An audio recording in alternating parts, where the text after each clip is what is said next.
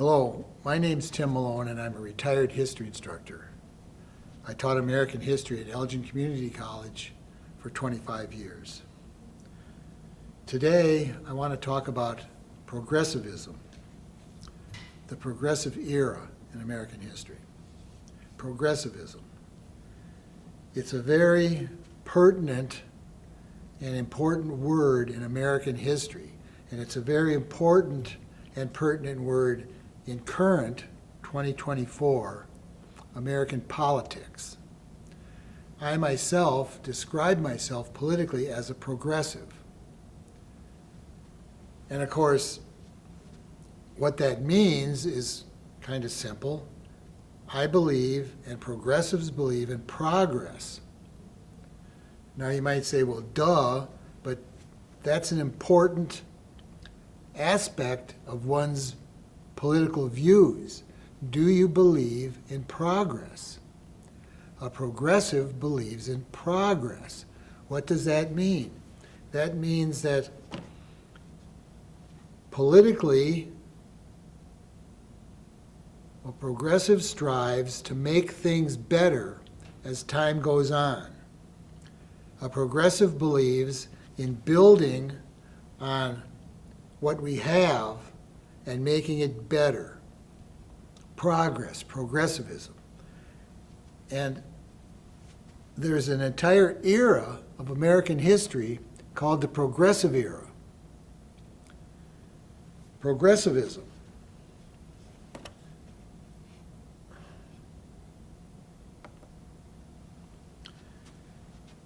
The Progressive Era, there's a chapter in every history textbook.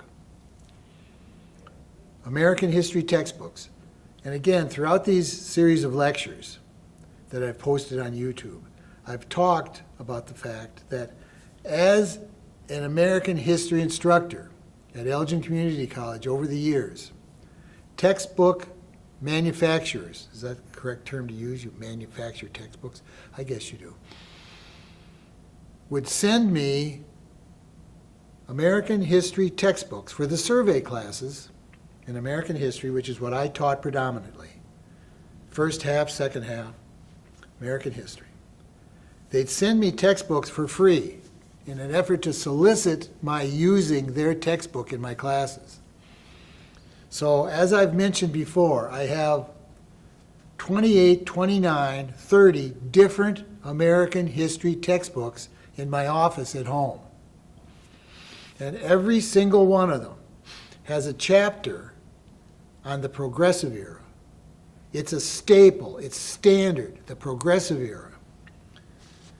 Now, as with most eras, most isms,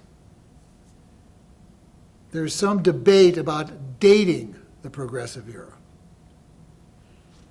I date the Progressive Era 1901 to 1917.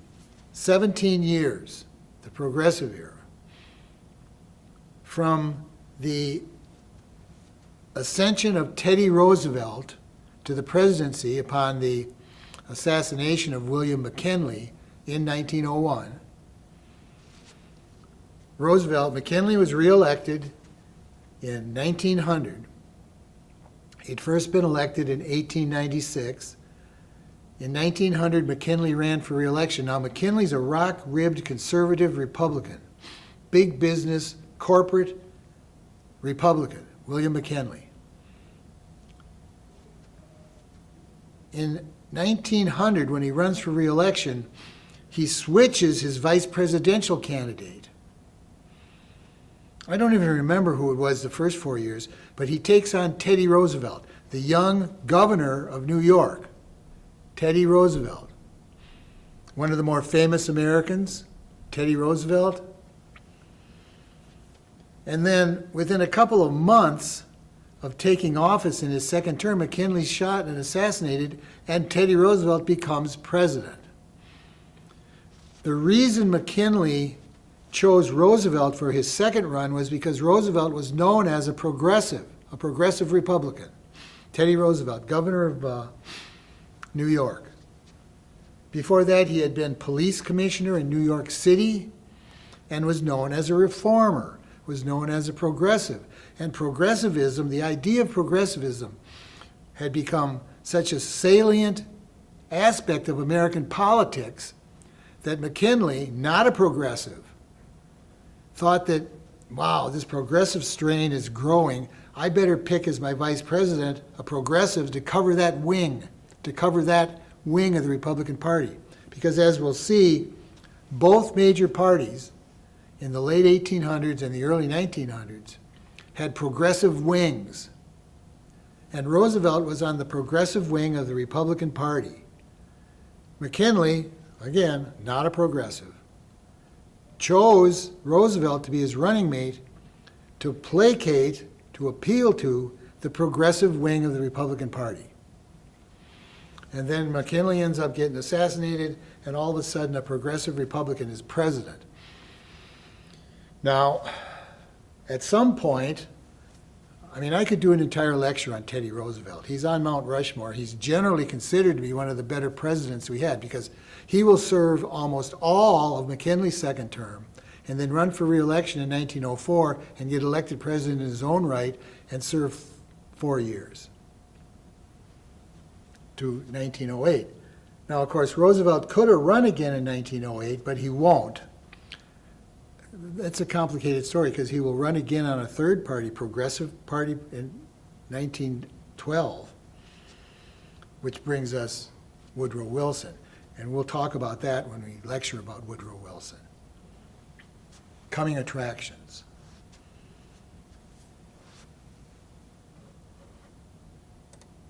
So I date progressivism from the ascension of Teddy Roosevelt to the presidency in 1901 to American entry into World War I in 1917.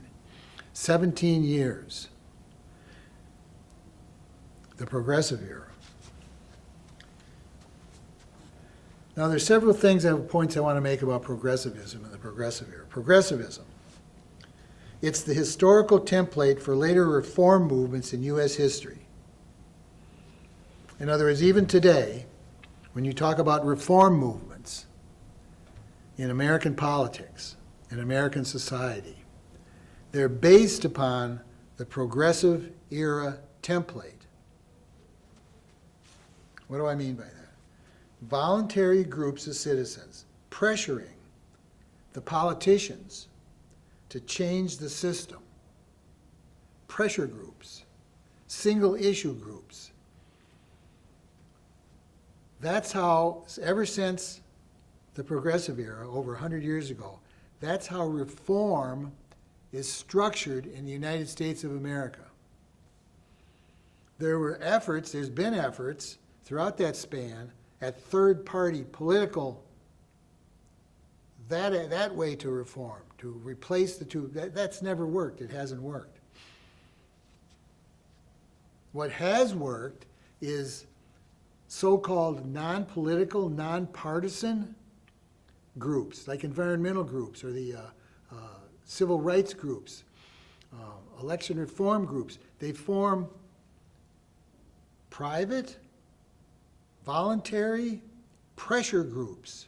And they go to the Republicans and they go to the Democrats and they pressure them on their issue. That's how reform has been structured ever since the progressive era. The progressives did that. In fact, many currently existing reform groups were originally founded during the progressive era. For example, the NAACP, the National Association for the Advancement of Colored People, the premier civil rights group, pressuring the two parties to give African Americans their full rights as American citizens. Founded during the progressive era. Planned Parenthood, the group by Margaret Sanger, to give women the choice to control their reproductive tract. Planned Parenthood, Margaret Sanger, founded during the progressive era. Various conservation groups, environmental groups, wildlife groups founded during the Progressive era. It was the era of reform groups. Progressivism will influence Franklin Roosevelt and the New Deal. Franklin Roosevelt, as a young man during the Progressive era, was a progressive, was a self-proclaimed progressive. And then he, of course, becomes president during the Great Depression and brings forward the New Deal, one of the great reform movements, one of the great successful reform movements. Franklin Roosevelt's a progressive.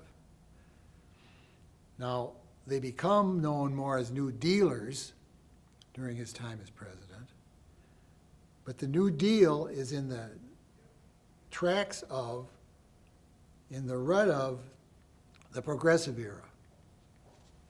Harry Truman is a progressive when he was a younger man.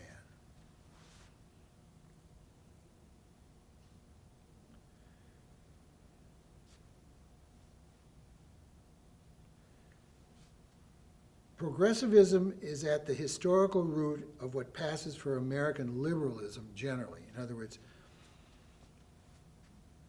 I'm a liberal, a progressive liberal. The grandparent movement of my liberalism today is the progressive movement. Progressive, New Deal, modern liberalism in 2024. That's the lineage.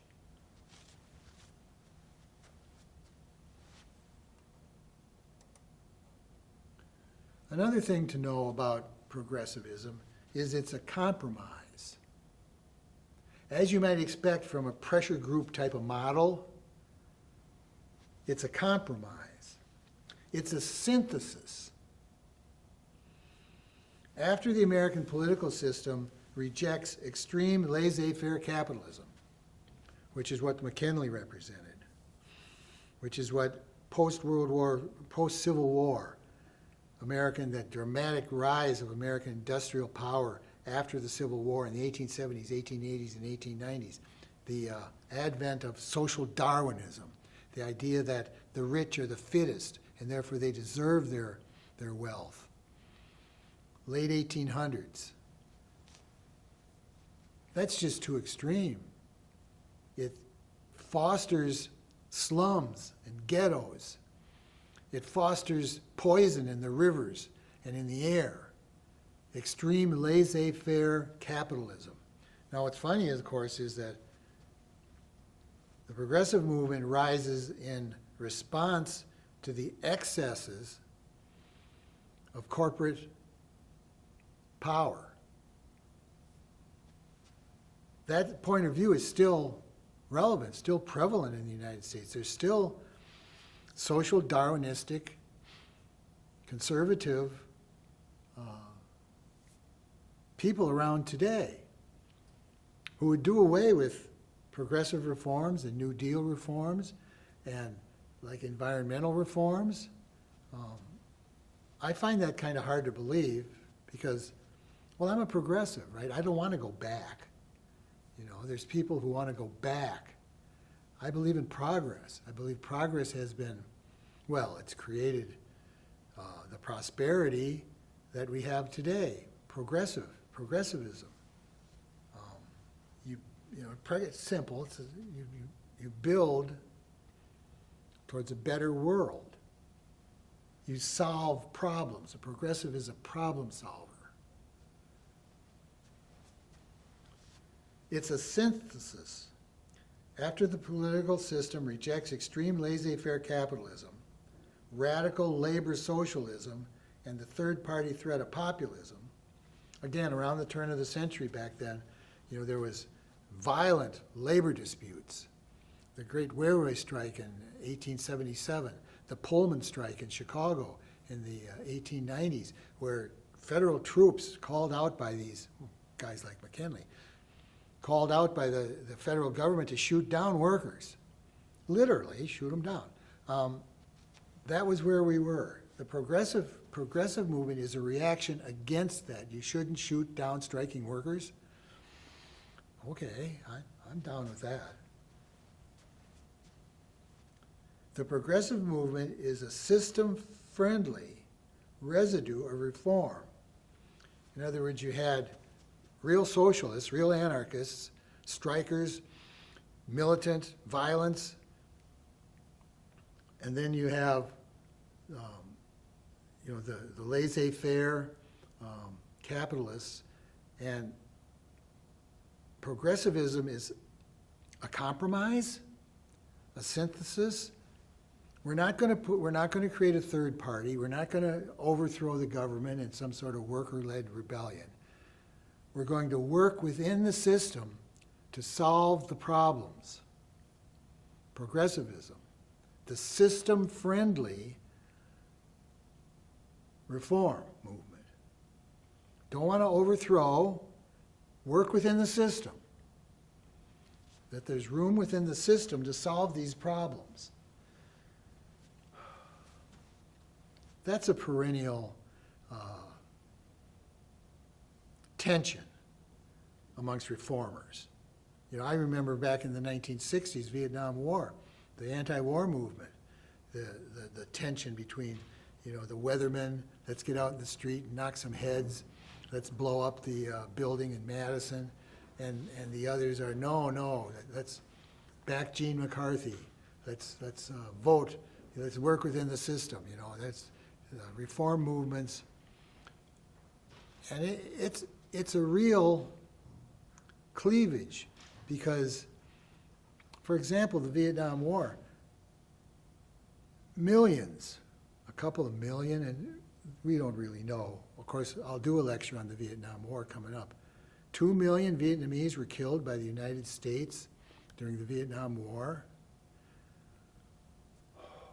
My country, what the hell?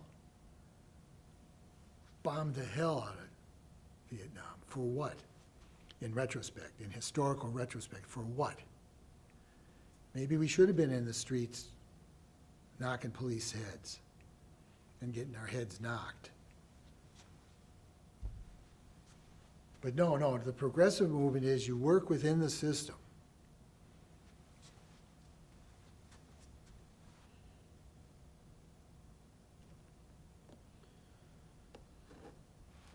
And so there's sort of a dialectical approach to this. You had the thesis is laissez-faire capitalism. The antithesis is the radical response. And then the synthesis is progressivism. To look at it in a dialectical framework. Along the same line, talking about progressivism, it's nonpartisan. Both major parties, the Republicans and the Democrats, have progressive wings. And we talked about that tension with McKinley choosing Roosevelt. McKinley, who's a laissez-faire, shoot the strikers down kind of guy. And then Roosevelt. Now, Teddy Roosevelt, again, I think I said this earlier, a very interesting historical figure because he's not a liberal. Well, he's a very conflicted figure, I think, Teddy Roosevelt. I should do a lecture on him, just him, Teddy Roosevelt, because they say, for example, that he invented modern politics. That when he became president, he's the first president to hold a press conference. He's the first president to openly campaign for the presidency. Believe it or not, before Roosevelt, it was tradition for a presidential candidate to sit at his house throughout the campaign, to send surrogates out to give the speeches and the rallies. And it was called the front porch strategy. Like McKinley, he'd come out and the reporters would be there and he'd stay home. He wouldn't travel the country. He'd stay home and come out once a day or every other day, and talk from his front porch and then go back in. That was tradition. Roosevelt changes that. Roosevelt becomes the first, get on the train, go around the country, give a different spot, campaign actively. Then it was from the back of a train car. But he invented that, Roosevelt. He was an activist in the sense that, he was a vigor, right? A manly man, Teddy Roosevelt, although I think he was quite small in stature. He was a cowboy. He was born in Manhattan, Teddy Roosevelt, and he was a sickly, frail child. And at some point, his parents, who were quite wealthy, they were Manhattan Roosevelts. Franklin Roosevelt will be one of them too. And they sent him out to South Dakota, I think, to a dude ranch, and he took to it, and he became a cowboy from Manhattan. He warmed to it, the cowboy motif. Mark Hanna, who was William McKinley's campaign manager and a senator, a very conservative fellow from Ohio. Of course, McKinley was from Ohio, too. When McKinley's shot and killed and Roosevelt becomes president, Mark Hanna is reported as saying, now we got that damn cowboy for president.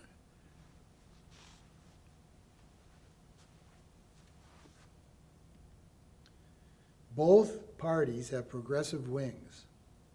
Progressivism operates mostly within the two-party system, despite the fact that in 1912, Roosevelt will come out of retirement and run as a third-party candidate for a progressive party. But I'm making a broader point here. Mostly, progressivism operates within the two-party system. And that's how reform movements operate today, within the two-party system. Third parties have never had, I think Roosevelt in 1912 was the most successful third-party candidate in our history. He got more votes than the incumbent president, William Howard Taft, although Woodrow Wilson, the Democrat, beats both of them in 1912. We'll talk about the 1912 election again. The election of 1912 shows how progressivism had conquered American politics. In 1912, again, Roosevelt's reelected in his own right in 1904. He could have run again in 1908, but he decides to retire. He's still in his 40s. I mean, he was the youngest guy to be president until JFK, John F. Kennedy. And his hand-chosen successor, William Howard Taft, Roosevelt backs him, and Taft wins in 1908. William Howard Taft. Now, Roosevelt, of course, backed Taft to succeed him because he thought Taft was a progressive. And Taft generally is considered to be a progressive, although not as progressive as Roosevelt. And some historians have said that Taft was a bogus progressive, that he really was a McKinley type, hardcore, laissez-faire, shoot the workers down. And Roosevelt becomes disenchanted with Taft as president and comes out of retirement and runs against Taft in the Republican primaries in 1912. Of course, Taft is the incumbent, so Taft beats Roosevelt in the primaries to remain the Republican candidate for president, and then Roosevelt walks out of the Republican convention and forms the Progressive Party and runs as a third-party candidate against Taft and Woodrow Wilson as the Democrat. The election of 1912. Very influential election, as it turns out, because it brings us Woodrow Wilson. Now, I'm going to talk to you in a lecture about Woodrow Wilson, who is, again, like Teddy Roosevelt, generally considered to be one of our better presidents, and I just hate him. I hate Woodrow Wilson. What a terrible human being. What a terrible president. Oh, no, he's not a terrible president. He's one of our best presidents. Well, I'm off the reservation. Oh, this is complicated. I'll come back to it because Wilsonianism, there's an ism, an ideology named after Wilson, Wilsonianism, and in a lot of important ways, I'm a Wilsonian, but I hate Wilson. We'll get to that, maybe in the next lecture. But by 1912, you can make the argument that progressivism, that everybody's a progressive. In 1912, Taft, Roosevelt, and Wilson all ran as progressives, all three of them.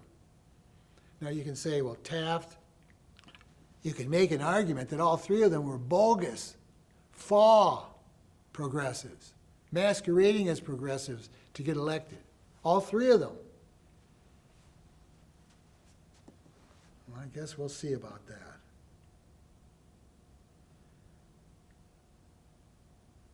At any rate, the incumbent president, William Howard Taft, finishes third. Roosevelt beats him, but Wilson beats both of them in the election of 1912.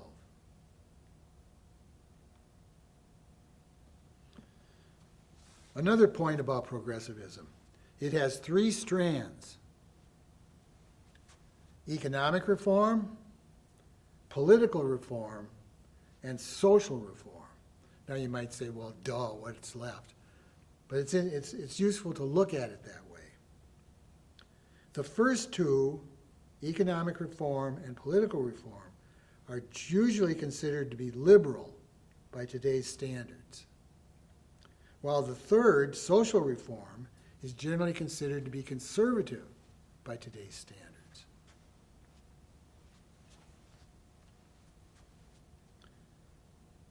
The three strands are shown in the progressive amendments to the Constitution. Oh, yeah. Boy, we can't forget that. The progressive movement creates amendments to the Constitution of the United States. Amendments. Fundamental change to the Constitution. The progressive amendments. 16th, 17th, 18th, and 19th Amendments. 16, 17, 18, and 19 amendments are added during the Progressive era, or soon thereafter, the process being started during the Progressive era. Now,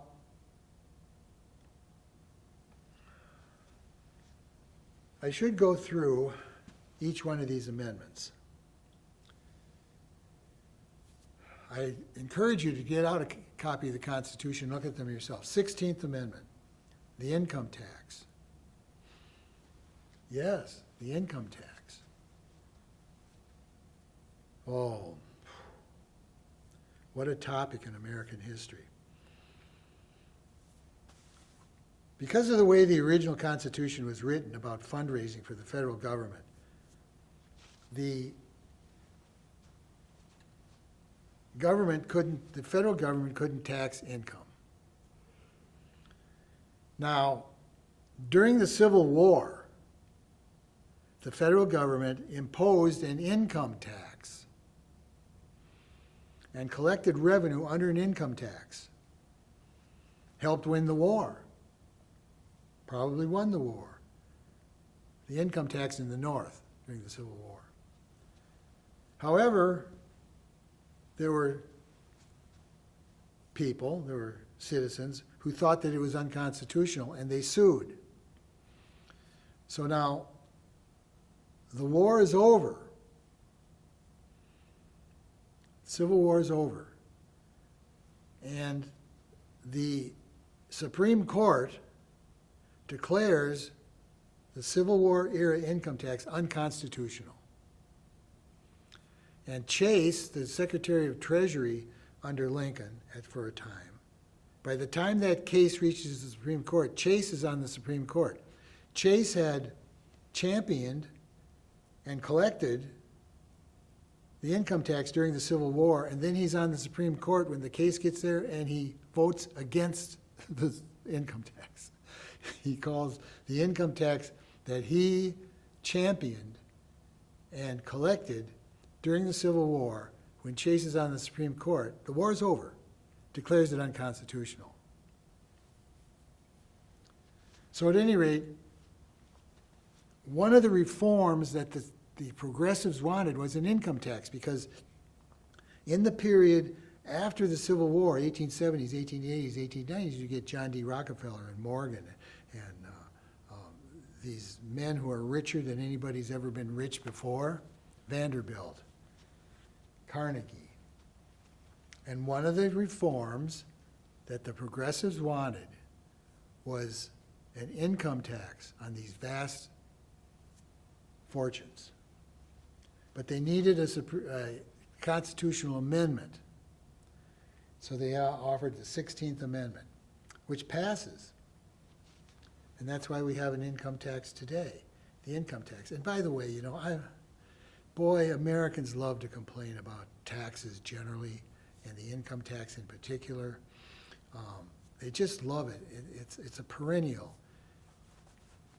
I don't mind the income tax.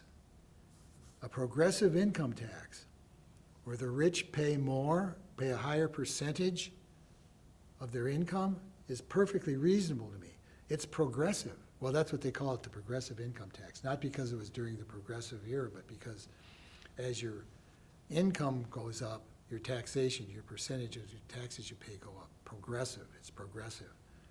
I'm all in favor of that. And you can make the argument that American prosperity in the last 100 years is based upon the income tax. The income tax created modern American prosperity. It's been a good thing. It's worked. Now, of course, it can always be reformed and always be improved. But the 16th Amendment, economic reform, it's fundamental economic reform. It creates a federal government that has the ability to do things like respond to wars, respond to disasters. It gives the federal government the power to do things, build bridges and roads and respond to natural disasters and pandemics and mainly war, right?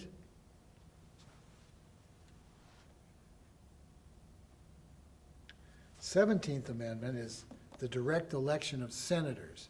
Under the original Constitution, senators were elected by the state legislatures in each state.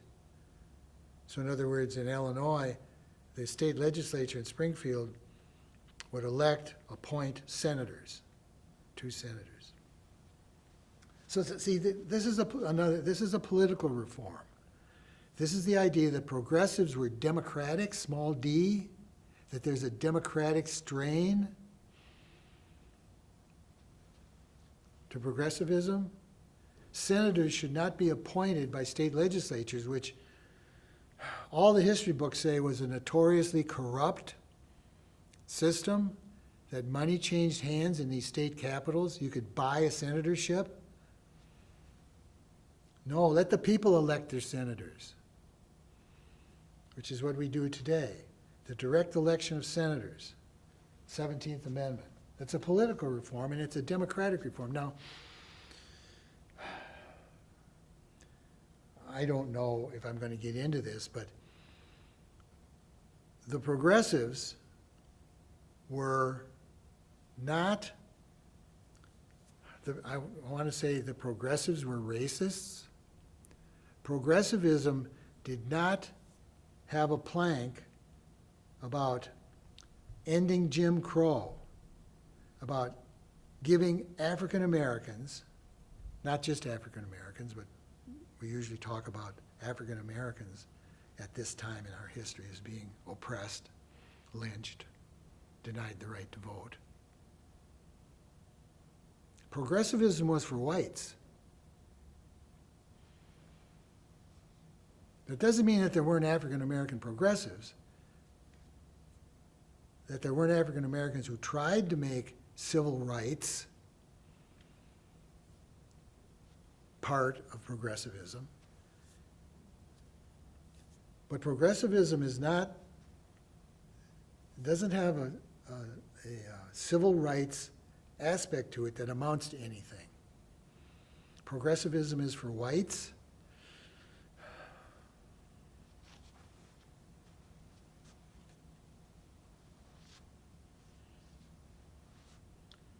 Now we get to the 18th Amendment.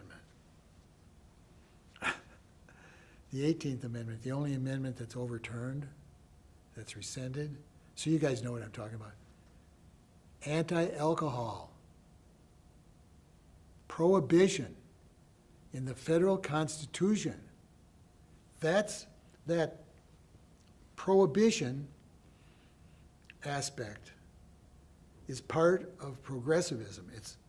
A lot of people say it's puritanical. There's a puritanical aspect to progressivism. And it shows up in the 18th Amendment. We're going to keep those damn workers from drinking. That alcohol and drug consumption is a sign of corruption and weakness, and it should be prohibited. Prohibition. Prohibited. And boy, oh boy, we still, right? Now, I was part of the war on drugs in the 60s, 70s, 80s, 90s. The prohibition of marijuana. I was part of that. On the how stupid, right? And there's that famous Onion, the satirical newspaper, the Onion headline, "Drugs Win War on Drugs." But there was this puritanical, we're going to regulate recreational drug use, was part of progressivism. It was considered progress to ban alcohol and other drugs too. The reefer madness about marijuana came out of the progressive era. And we're still trying to prohibit, to legislate illegality on recreational drugs. And it doesn't work. I mean, addiction should be treated as a medical condition, not as a criminal justice system. That's my opinion, and I think that's progressive. Not back 100 years ago. Progressivism was involved in prohibition, morals, public morals. Puritanical. We talked about Puritanism in one of my preceding lectures. There's a puritanical aspect to progressivism. Income tax, direct election of senators, prohibition of alcohol. And then, of course, the 19th Amendment, women's vote. Now, that's 1919. I said that progressivism is 1901 to 1917, but still the process of getting the Women's Rights Amendment passed started during the progressive era. It's kind of the end point of it, 1919, women's vote. That's a progressive idea. Again, that's a political reform, and it's kind of mind-blowing today to think that even that long ago, not that long ago, that women couldn't vote? What the hell kind of democracy is that? The progressive era brought women the vote. We're still fighting those gender issues in 2024. Another point about progressivism is that its conservation aspect is the historical forerunner of today's environmental movement. There was a conservation aspect to progressivism. It might be its most important legacy.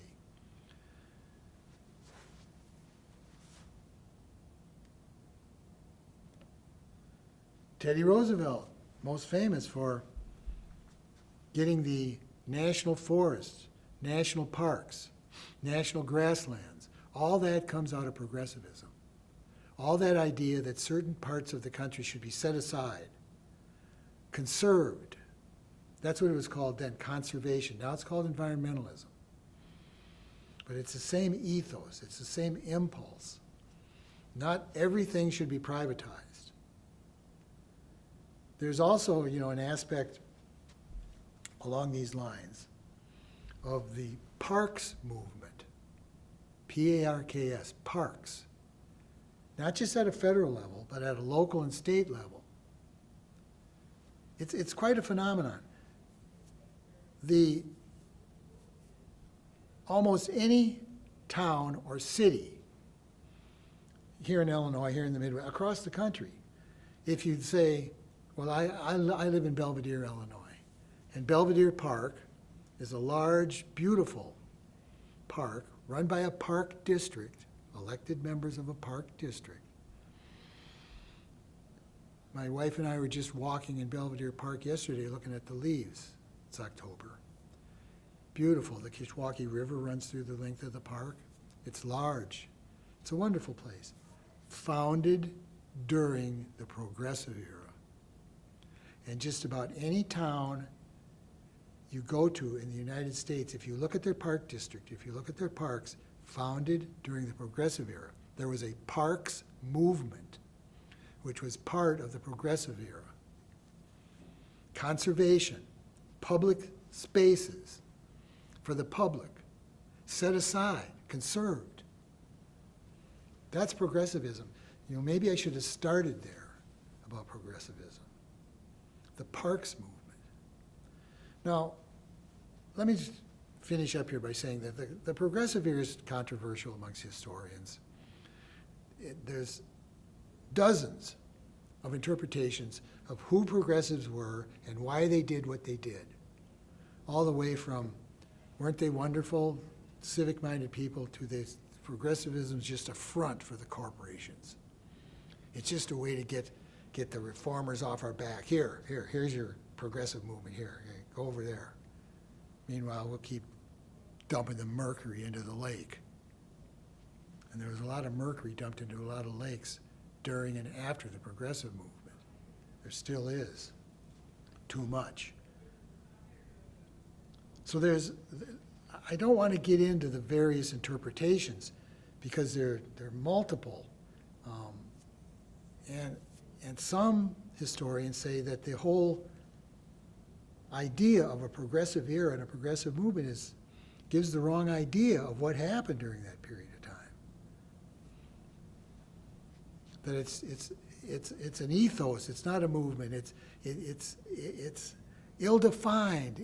It's fuzzy. What is it? Who were they? Can't tell. But I guess I'm on the side that there was really something there, and go to your park in your town or city, and there's progressivism for you. My name's Tim Malone, and I'm doing history lectures on YouTube, Tim Malone History Lectures, and I just did one on the Progressive era. You can go to Tim Malone History Lectures and see the longer Progressivism lecture.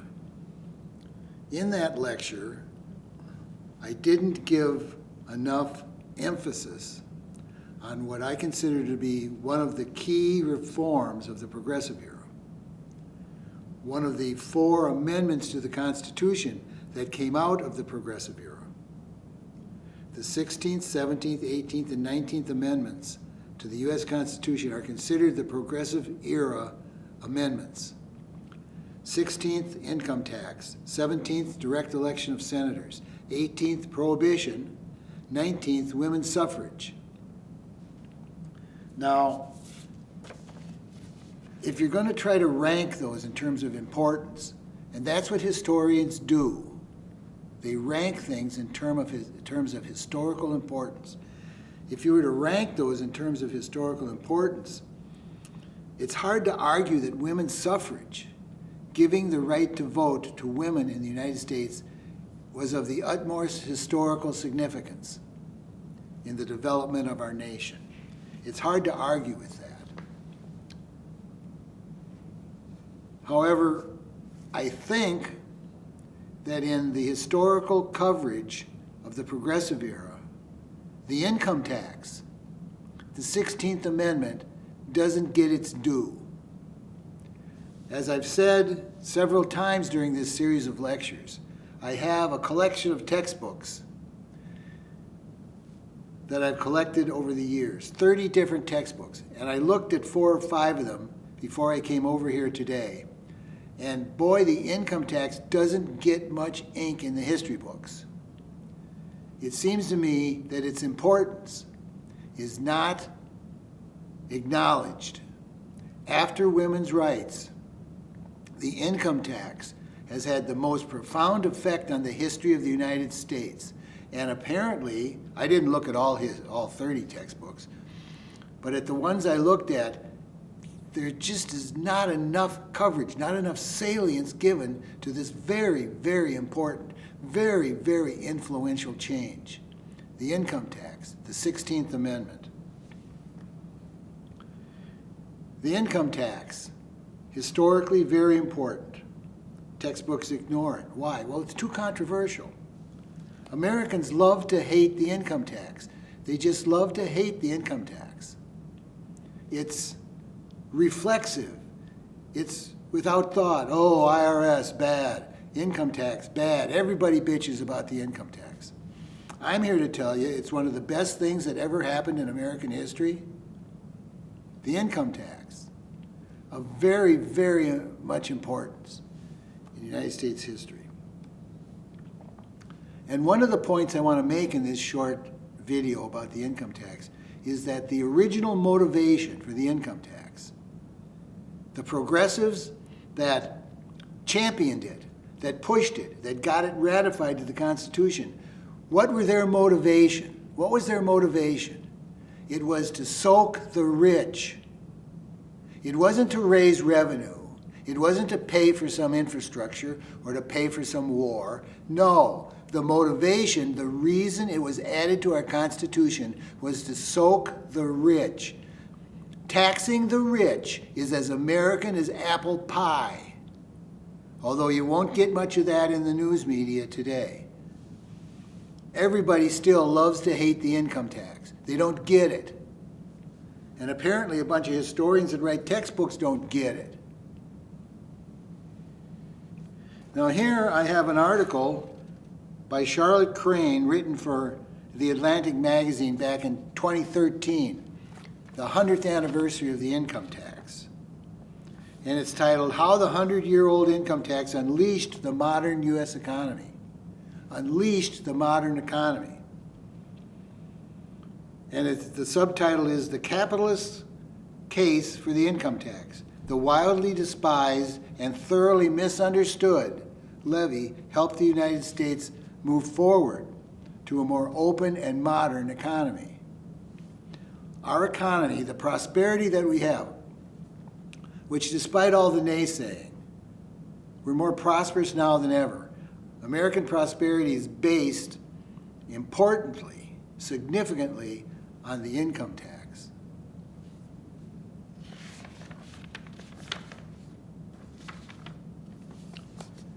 Crane says, most political observers today rue the day the income tax came. To them, the income tax embodies all that is wrong with the modern federal government. By encouraging some economic activity more than others, they say the income tax, like much federal regulation, dampens economic growth and stifles entrepreneurial creativity. Far worse in their eyes is that the income tax makes the federal government possible. The income tax makes the federal government possible. It funds bloated services and enables all sorts of economic, and this is what the critics say, and enables all sorts of social and economic meddling in the sacred workings of the free market. But what would the past 100 years have looked like without the 16th Amendment? Certainly not much like a free market, unless something else could have come along to get rid of tariffs and tariff politics, which had been restraining the economy. It's interesting because right now, February of 2025, the new Trump administration, some Trumpists say we're going to reinstate tariffs, free trade's gone, we're going to reinstate tariffs and do, in other words, reverse. What Crane's saying is, up until the income tax, the federal government was funded by tariffs, which raised prices for everybody, which tariffs are not free market. Tariffs are kind of an ultimate tampering in the marketplace. And tariffs were the major source of federal revenue for the first 130 years of our government. The income tax made it possible to switch from tariffs to go to free trade. And here, talk about retrograde. You know, the Trump tariffs are anachronistic, in my opinion, are stupid, right? Yay for the income tax.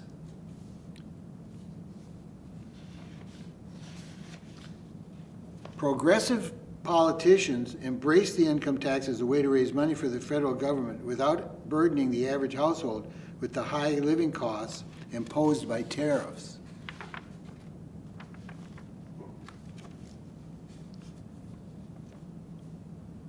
The 16th Amendment, the income tax, created a new political and economic environment. It freed us from the shackles of tariff politics, lowered living costs for many Americans, lowered living costs, the income tax, allowed the federal government to raise money to build roads, to mount the world's greatest army, provide income security for the poor and the elderly, and transform ourselves into the dominant country of the 20th century.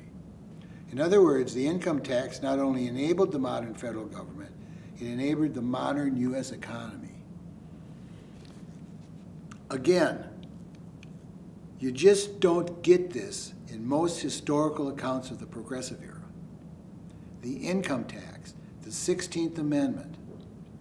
And let me again say, the income tax allowed us to climb out of the Depression, World War II, World War I, Depression, World War II, American dominance after World War II, the Cold War, winning the Cold War, the prosperity that we have, all funded by the income tax. The income tax allows our government to borrow money readily because people who lend our government money know there's an income tax that's going to, ultimately their bonds will be paid off. There's a source of revenue. And again, let me just repeat one more time. The motivation for the progressives that brought us the income tax was to tax the rich, to stop the maldistribution of wealth and income. At some point, income and wealth will become so skewed, with so few having so much, that societies break. We're almost at that point now, 2025, in my opinion.